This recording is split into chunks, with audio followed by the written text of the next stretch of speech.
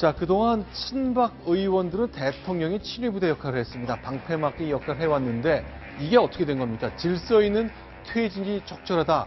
탄핵보다는 낫다. 이런 뜻이겠죠?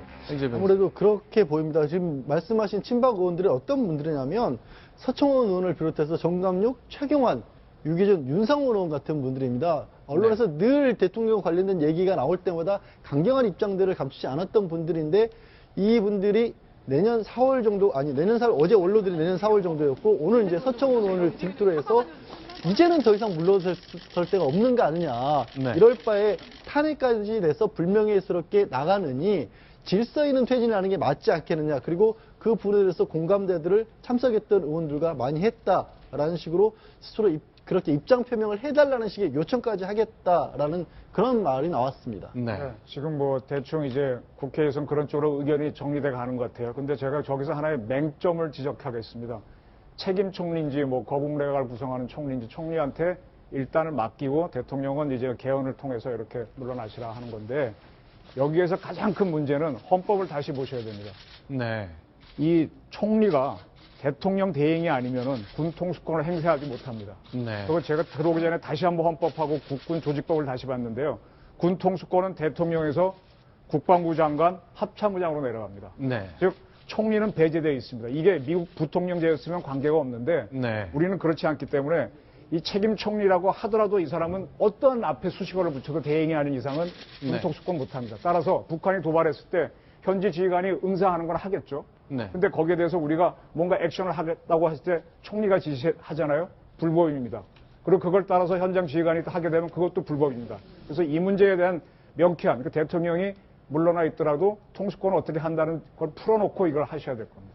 그렇죠. 지금 말씀하신 것처럼 여러 가지 절차를 해야 되기 때문에 여야가 이제 머리를 맞대야 되는 시간이 왔습니다. 그러나 여당 내에서도 사람 생각이 제각각이고 새로운 얘기들이 많이 나오고 있는데 오늘 아침 중앙일보 인터뷰 보니까 김무성 대표가 이렇게 얘기했군요.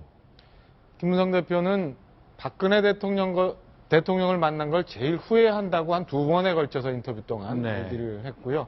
노무현 대통령 시절에 국회 재경위원장을 하는데 박근혜 당시 대표 측에서 사무총장을 맡아달라고 연락이 왔다. 그래서 그때부터 인연을 맺고 이후 선대본부장 등등의 역할을 했다 이런 얘기를 하게 됩니다. 그때를 가장 후회한다고 김무성 대표가 이제 와서 얘기를 했습니다. 많이 거절했었다. 그런데 이제 박근혜 대통령 측에서 몇 번을 졸라서 갔는데 사실은 나는 MB랑 더 친하다.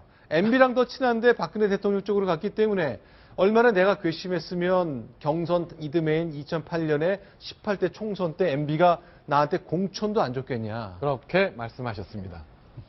이거 맞는 거죠? 저게 무슨 의미가 있겠습니까, 저 말이? 그러니까 왜 이제 와서 그런 말씀을 하시는지 잘 왜냐하면 김무성 그 대표의 어록을 보면 내가 친박 중에 친박이고 친박의 원조고 그다음에 저 선거 유세할 때 국회의원 선거 유세할 때 가장 존경하는 사람이 박근혜 대통령이라고 얘기한 적도 많습니다. 그러니까 내가 볼 때는 뭐 별 의미가 없다라고 보는 게 맞을 것 같습니다. 네, 김무성 대표의 모습 저희가 다양하게 준비를 했는데 좀 시간이 없어서 다 보여드리지 못할 것 같고요. 자, 그런데 이제 친박 진영에서는 좀 다른 얘기를 합니다. 조원진 의원이 먼저 얘기를 꺼냈는데요. 가만 안 있겠다는 거죠. 아니, 비박이라고 그동안 박근혜 대통령 옆에서 맴돌지 않았나? 라고 얘기하는 겁니다. 소개하겠습니다. 최태민, 최순실, 정윤회와 관련된 우리 당 의원들의 발언, 동영상을 전체 모으고 있습니다. 어떤 분은 당대표를 하면서 최순실의 사건, 정윤회의 사건에 대해서 절대 그런 일이 없다라고 얘기했습니다. 어떤 분은 비서실장을 하면서 그 시스템을 알면서도 뒤로 숨어버렸습니다. 대통령보다는 3인방의 눈치를 본 의원들이 많았지 않습니까? 입이 없어서 말을 하지 않는 것이 아닙니다.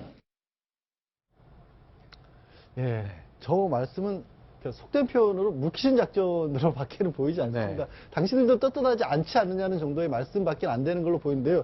그래서 국민들이 볼 때는 어떤 생각이 들까요? 어느 쪽이든지 당을 수습하는 모습도 아니고 내가 먼저 잘못했다고 반성하는 모습도 아니고 똑같지 않느냐라고 손가락질을 서로 하게 되면 서로 목물만 더 튀기는 모습. 새누리당이 지금 그런 모습을 보여줘야 할 시점인지 모르겠습니다. 극히 개인적인 말씀을 드려서 좀 그렇습니다만은 때리는 시어머니보다 말리는 시누이가 밉다는 우리 한국 속담 있지 않습니까?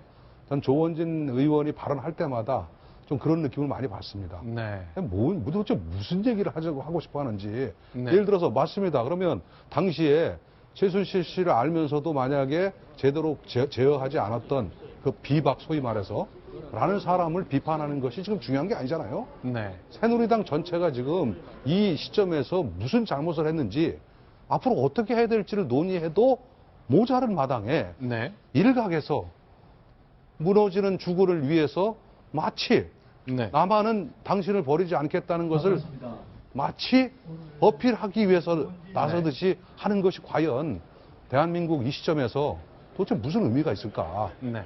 그런 어떤 자괴감이 좀, 뭐 이러려고 사실 기자된 건 아니지만 제가 볼 때는 정말로 저런 발언을 앞으로 좀 안 해줬으면 좋겠어요.